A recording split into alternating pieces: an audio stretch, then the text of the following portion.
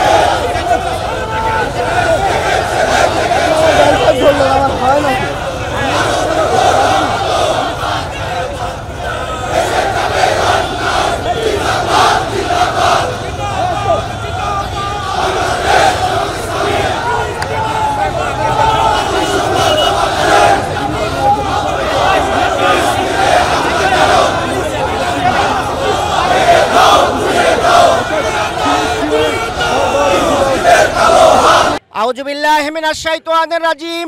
বিসমিল্লাহির রহমানির রহিম। সংগ্রামী নেতৃবৃন্দ, সংগ্রামী ঢাকাবাসী, আমরা অত্যন্ত দুঃখ ভারাক্রান্ত হৃদয়ে আপনাদের সামনে এসে হাজির হয়েছি। আপনারা পত্রিকার মাধ্যমে, বিভিন্ন চ্যানেলের মাধ্যমে দেখতে পাচ্ছেন আমাদের হৃদয়ের স্পন্দন, শত শত হাজার হাজার নবীর আগমন যেখানে ঘটেছিল, সেই ফিলিস্তিনে আজকে নারকীয় ধ্বংসযজ্ঞ চলছে। আমরা এই ঘটনার তীব্র নিন্দা এবং প্রতিবাদ জানাচ্ছি। সংগ্রামী ভাই এবং বন্ধুগণ, এই সন্ত্রাসী ইসরায়েল আজকে শুধু নয়, সেই সুদূর 1948 সাল থেকে তাদের এই হামলা এবং যুদ্ধ শুরু করেছে। ইতিমধ্যেই কয়েক কোটি মানুষ সেখানে হতাহত হয়েছে। সংগ্রামী ভাই এবং বন্ধুগণ, বিশেষ করে গত বছরের অক্টোবর মাসের 7 তারিখ থেকে যে ধ্বংসযজ্ঞ শুরু করেছে, এই 8 মাসে প্রায় 40,000 ভাই এবং বোন নিহত হয়েছেন। সংগ্রামী ভাই এবং বন্ধুগণ, এই নিহতের মধ্যে বেশিরভাগই রয়েছেন শিশু এবং নারী, বেসামরিক লোকজন।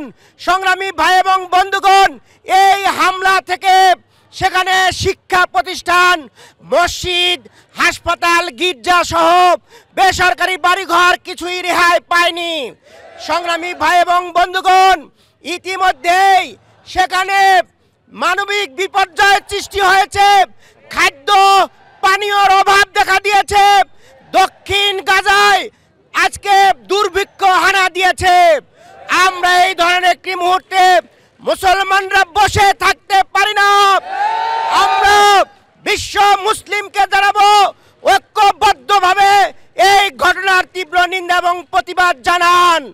আমরা বাংলাদেশ একটি মুসলিম রাষ্ট্র হিসাবে আমরা আমাদের মাননীয় প্রধানমন্ত্রীকে বলতে চাই, সংসদ ডেকে এই ঘটনার তীব্র নিন্দা এবং প্রতিবাদ জানান সরকারিভাবে, এবং ইসরায়েলের সাথে যেন কোনো ধরনের কূটনৈতিক সম্পর্ক তৈরি না করা হয়। আমরা অত্যন্ত তীব্র ভাষায় নিন্দা জানাচ্ছি।